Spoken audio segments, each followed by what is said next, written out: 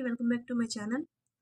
ఈ వీడియోలో మ్యాథ్స్ మెథడాలజీకి సంబంధించి సెకండ్ ఇయర్లో శాస్త్రవేత్తలు అంటే గణిత శాస్త్రవేత్తల గురించి ఇవ్వడం జరిగింది. సో వాళ్ళ గురించి మనకి ఇంపార్టెంట్ పాయింట్స్ చూసుకుంటే, ఫస్ట్ ఆర్యభట్ట. ఇతడు క్రీస్తకం 476 మార్చి 21న పాటలీపుత్రంలో జన్మించాడు. ప్రసిద్ధ నలంద విశ్వవిద్యాలయంలో విద్యాభ్యాసం చేశాడు. తన 23వ ఏట ఆర్యభట్యం అనే గణిత శాస్త్ర గ్రంథాన్ని రచించాడు. ఆర్యభట్యం రచించింది ఎవరు? ఆర్యభట్ట. ఈ గ్రంథం అత్యంత ప్రసిద్ధి పొందటమే కాకుండా అప్పటి గుప్తరాజైన బుద్ధగుప్తుడు ఆర్యభట్ట ప్రతిభకు అబ్బురపడి ఆయన్ను ఘనంగా సత్కరించి నలంద విశ్వవిద్యాలయానికి కులపతిగా నియమించారు. కులపతి అంటే ఒక పదవి, గొప్ప పదవి. ఆర్యభట్యంలో మొత్తం 121 శ్లోకాలు ఉంటాయి. సో ఇది ఇంపార్టెంట్. ఆర్యభట్యంలో ఎన్ని శ్లోకాలు ఉంటాయంటే 121 శ్లోకాలు ఉంటాయి. ఈ గ్రంథం గీతిక, గణిత, కాలక్రియ, గోళ అనే 4 పాదాలను కలిగి ఉంటాయి.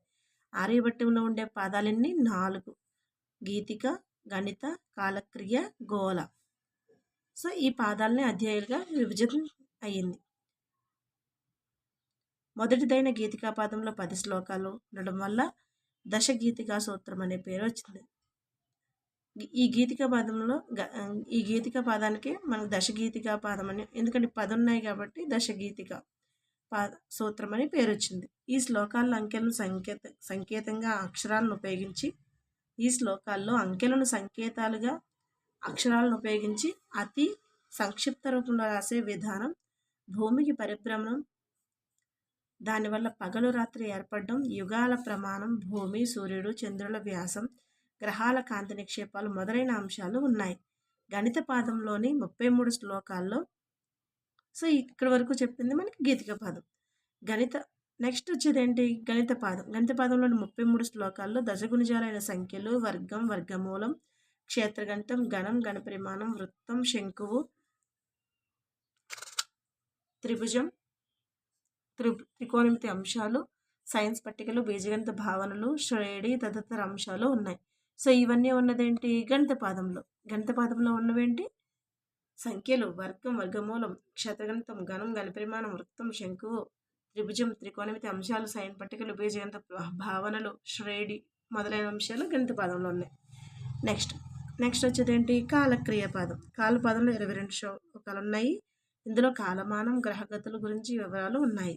గోళపాదంలో 50 శ్లోకాలు ఉన్నాయి. ఇందులో ఉత్తరాయణ, దక్షిణాయనాలు, సూర్య పరిభ్రమణ మార్గం, గ్రహాల నుంచి సూర్యుని మధ్య గల దూరం, భూమి, గ్రహాలు కాంతి విహీనం కావడానికి గల కారణాలు, సిద్ధాంతాలు, గ్రహాలను లెక్కించే పద్ధతి, మొత్తం అంశాలు నిర్మితమై ఉన్నాయి. సో మనకి ఇక్కడ కౌంట్ చేసుకుంటే మొత్తం 121 శ్లోకాలు. 121లో మనకి 10 శ్లోకాలు గీతిక పాదంలో ఉన్నాయి, 33 శ్లోకాలు గణిత పాదంలో ఉన్నాయి, 22 శ్లోకాలు కాలక్రియ పాదంలో ఉన్నాయి, గోళ పాదంలో ఎన్ని ఉన్నాయి? 50 శ్లోకాలు. సో ఇవి మనకి కౌంట్ చేస్తే, మనకి ఇక్కడ కౌంట్ చేస్తే 3 + 2 5 అవుతుంది. 4 6 115 వచ్చింది. సో ఇక్కడ మనకి ఇది 22 కాదు, 25 శ్లోకాలు ప్లస్ మనకి ఇంకా 25 శ్లోకాలు అయితే మనకి ఎంత వస్తుంది? 118. 118 అంటే మనకి 121 రావాలంటే ఇంకొక 3 శ్లోకాలు కలపాలి. ఈ 3 శ్లోకాలు కూడా మనకి ప్రారంభంలో ఉండే శ్లోకాలు, ఫలశ్రుతి శ్లోకాలు ఉంటాయి. అవి 3 శ్లోకాలు. అవన్నీ కలిపి వీటికి 3 యాడ్ చేయాలి. ఎందుకంటే ప్రారంభంలో ఉండే శ్లోకాలు ప్లస్ ఫలశ్రుతి శ్లోకం ఉంటాయి. అవి 3 కలిపితే మనకి 121 శ్లోకాలు అనేది కంప్లీట్ అవుతుంది. సో ఇక్కడ అంత వివరం ఉండదు కాబట్టి చెప్పడం జరిగింది. నెక్స్ట్, ఆర్యభట్ట గణితానికి అందించిన సేవలు. సైన్కు సంబంధించిన పట్టికలు తయారు చేశాడు. సైన్కి సంబంధించిన పట్టికలు ఏమున్నాయి? సైన్ తీటా, కాస్ తీటాకి సంబంధించిన పట్టికలను తయారు చేశాడు.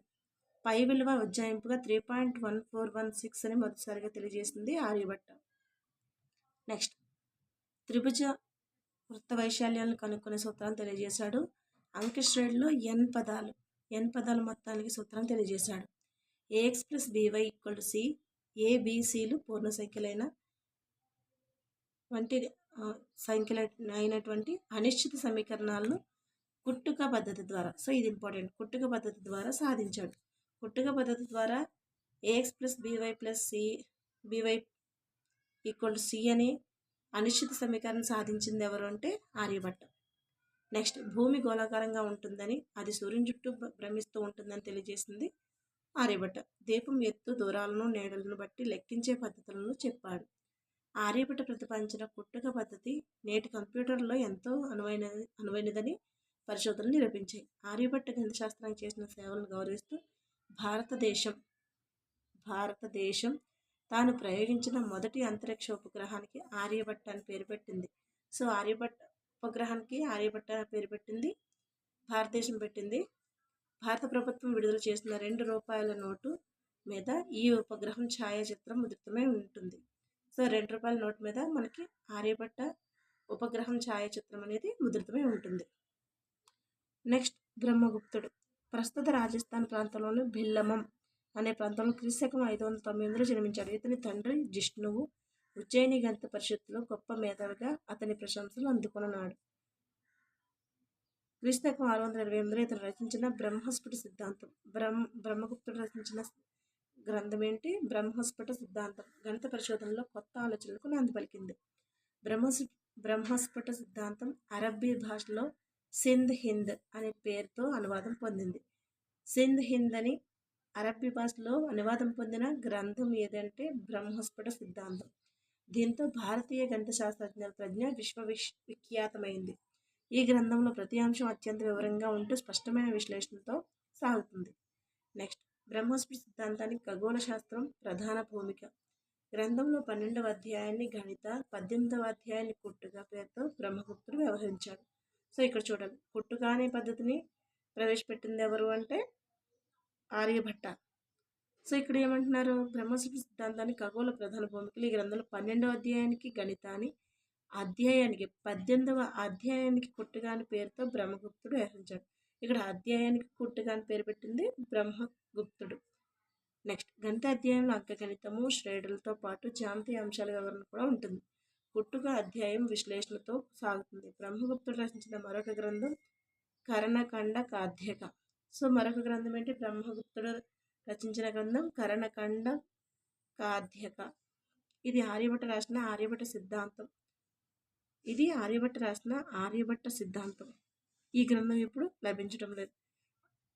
సో ఆర్యభట్ట సిద్ధాంతం అనే గ్రంథానికి వ్యాఖ్యానంగా రాయబడింది. సో కరణఖండ కాధ్యక అనే దేనికి వ్యాఖ్యానంగా రాయబడిందంటే ఆర్యభట్ట సిద్ధాంతానికి.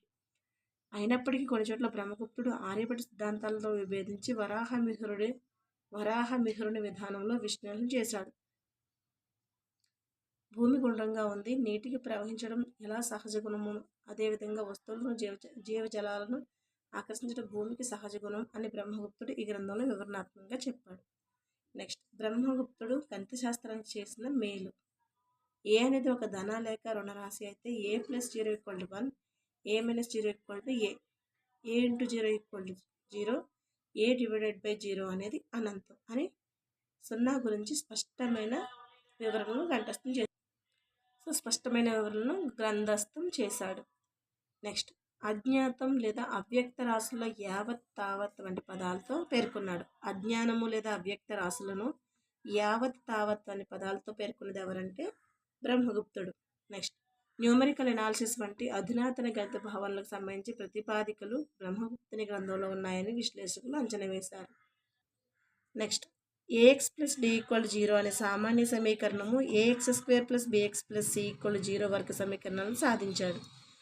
NX² + 1 = Y² రూపంలోని అనిశ్చిత సమీకరణాలకు చక్రవాళ పద్ధతిలో సాధనలు ఇచ్చాడు. నెక్స్ట్ అంకగణితము, భిన్నాలు, సామాన్య వడ్డీ మొదలైన అంశాలు ఇదే గ్రంథంలో ప్రస్తావించబడ్డాయి. నెక్స్ట్ సెకండ్ ఆర్డర్ డిఫరెన్స్లు ప్రయోగించిన మొదటి గణిత శాస్త్రవేత్త కూడా బ్రహ్మగుప్తుడే. నెక్స్ట్ బ్రహ్మగుప్తుడు గణిత శాస్త్రాన్ని అంకగణితం, బీజగణితం అనే 2 ప్రత్యేక శాస్త్ర విభాగాలుగా గుర్తించాడు. భాస్కరాచార్యుడు బ్రహ్మగుప్తుని గణచక్ర చూడామణి అని పేర్కొన్నాడు.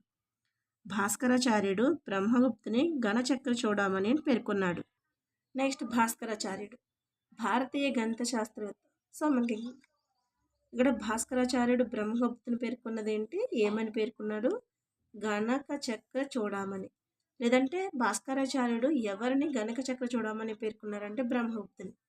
తర్వాత సమకాలీన గణిత విజ్ఞానవేత్తల పేద సమకాలీన గణిత విజ్ఞానవేత్తలందరికన్నా అత్యంత ప్రతిభావంతుడిగా బ్రహ్మగుప్తుడు ఖండాంతరాలు దాటి ఖ్యాతిని పొందాడు. సో గొప్ప ప్రతిభని పొందాడు.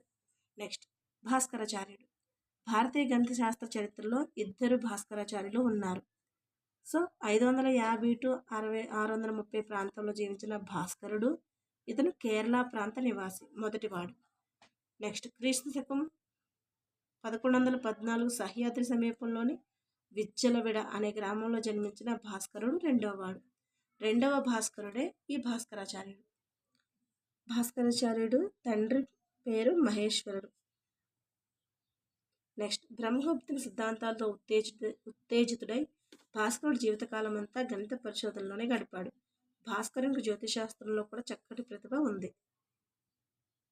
సో ఈయనకి సంబంధించి ఒక స్టోరీ ఉంటుంది. భాస్కరుడు తన కుమార్తె లీలావతి వివాహానికి ముహూర్త కాలాన్ని నిర్ణయించడం కోసం జలఘటిక యంత్రాన్ని తయారు చేశాడు. ఆశ్చర్యంతో పరిశీలిస్తున్న 7 ఏళ్ల లీలావతి మెడలో ముత్యాల దండలో ఒక ముత్యం జారి ఆ యంత్రంలో పడటంతో కాల నిర్ణయంలో తేడా ఏర్పడుతుంది. ఇది గమనించని భాస్కరుడు యంత్రం చూపించిన సమయానికే అదే సరైన ముహూర్తమని నమ్మి వివాహం చేశాడు.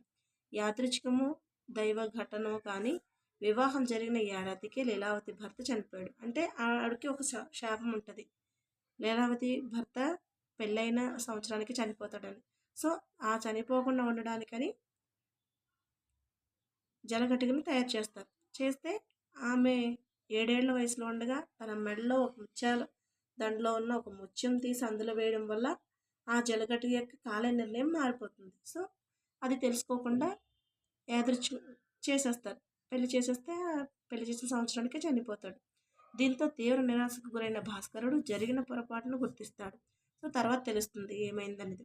నిరాశతో కుంగిపోతున్న కుమార్తె గణిత శాస్త్రాన్ని బోధించి, భర్త చనిపోయడానికి కుంగిపోతున్న కుమార్తెకు గణిత శాస్త్రాన్ని బోధించి ఆమెను మామూలు మనిషిని చేస్తాడు. తాను రచించిన సిద్ధాంత శిరోమణి గ్రంథంలో మొదటి భాగమైన పాఠీ గణితానికి లీలావతి గణితమని పేరు పెట్టాడు.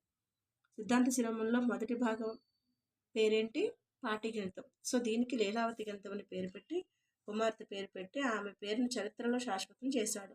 లీలావతి గణితం వెనుకున్న చరిత్ర ఇది. ప్రముఖ పర్షియన్ చరిత్రకారులు ఫైజీ ఇది ఎవరు తెలియజేశారు అంటే ఫైజీ అనే చరిత్రకారుడు తెలియజేశాడు.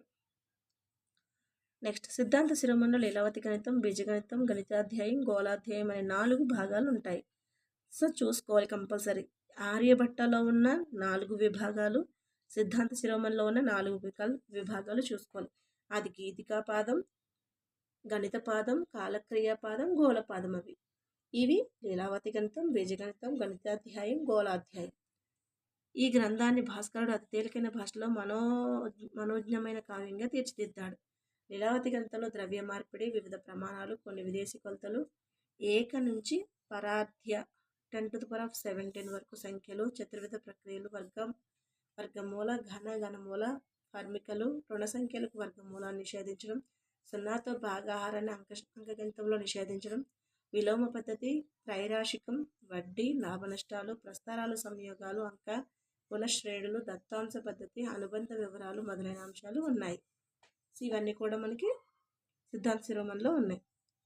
నెక్స్ట్ బీజగణిత విభాగంలో 213 శ్లోకాల్లో ధన రుణ రాశుల్లో వ్యవహారాలు, సున్నాతో పర్మికలు, సంఖ్యత వ్యవహారాలు, కరణీయ సంఖ్యలు, కుట్టకం, 2వ తరగతి అనిశ్చిత సమీకరణాలు, వర్గ సమీకరణాలు, భావిత వర్గ సమీకరణాలు మొదలైన అంశాలు ఉన్నాయి. గణితాధ్యాయంలో గ్రహాలకు సంబంధించి గణితాన్ని విస్తృతంగా వివరించాడు భాస్కరాచార్యుడు. గ్రహాలకు సంబంధించి గణితాధ్యాయంలో వివరించడం జరిగింది. గోళాధ్యాయంలో 15 భాగాలు ఉంటాయి. కారణ కుతూహలం భాస్కరుడు రచించిన మరొక గణిత గ్రంథం. ఇది గ్రహాలు, వాటి గమనాలకు సంబంధించిన గణనలు ఉన్నాయి. నెక్స్ట్ భాస్కరుడు గణితానికి చేసిన సేవలు. సున్నాకు చెందిన నియమాలను భాస్కరుడు వివరించాడు. అంటే a+0 = 0, a - 0 = a, a × 0 = 0, a/0 అనంతం అని వివరించాడు. నెక్స్ట్ ప్రస్తారాల సంయోగాల భావనలు వ్యాప్తిలోకి తీసుకొచ్చాడు. ఒక ధనరాశి వర్గమూలం ధన రుణ రాశుల్లో ఏదైనా కావచ్చు, కానీ ఒక రుణరాశి వర్గమూలం ఒక రుణరాశికి వర్గమూలం లేదని చెప్పాడు. బీజగణితంలో ధన రుణ సంఖ్యల గురించి చర్చించాడు. నెక్స్ట్ బీజగణితంలో సంజ్ఞా సంఖ్యలు, సామాన్య సమీకరణాలు, వర్గ సమీకరణలు సాధించే పద్ధతిని వివరించాడు. చలన రాశులకు కీలక, నీలక వంటి పదాలు ఉపయోగించాడు. చలన రాశులకు కీలక, నీలక వంటి పదాలు ఉపయోగించాడు. సామాన్య గణనలకు పై √10గా తీసుకోవచ్చు అని చెప్పాడు. బ్రహ్మగుప్తుని కంటే మరింత పరిణితి ప్రదర్శించి nx² + 1 = y² సమీకరణాన్ని చక్రవాళ పద్ధతిలో సాధించాడు. భూమి నీడల వల్ల చంద్రగ్రహణం, చంద్రకళలు ఏర్పడతాయని చెప్పాడు. ప్రతి డిగ్రీ యొక్క సైన్ కోణ విలువ కనుక్కునే పద్ధతిని వివరించాడు.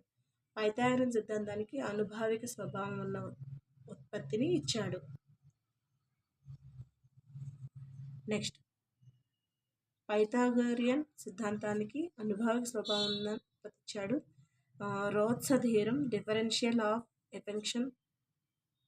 ఫంక్షన్ మొదలైన కలన గణిత అంశాలు ప్రస్తావించాడు. రోత్స theorem, differential of a function భావనలు కలన గణితంలో అంశాలు ప్రస్తావించారు. నెక్స్ట్ భూమికి ఆకర్షణ శక్తి ఉంటుందని వివరించాడు. గ్రహాలు, వాటి పరిభ్రమణాలు, కాలగమనం, త్రికోణమితి సూత్రాలు, ఉత్తర దక్షిణ ధ్రువాలు, గ్రహణాల విస్తరణ మొదలైన వాటి గురించి వివరణించాడు. నెక్స్ట్ స్వయంచాలిత మంత్రాలను కూడా పేర్కొన్నాడు. సో ఇది శాస్త్రవేత్తలకు సంబంధించి ఆర్యభట్ట, భాస్కరాచార్యుడు, బ్రహ్మగుప్తునికి సంబంధించింది. నెక్స్ట్ వీడియోలో యూక్లిడ్, ఫెర్మా గురించి కంప్లీట్ చేసుకుందాం. ఈ వీడియో కనుక మీకు నచ్చితే లైక్ చేసి సబ్స్క్రైబ్ చేయండి, వీలైతే షేర్ చేయండి. Thank you.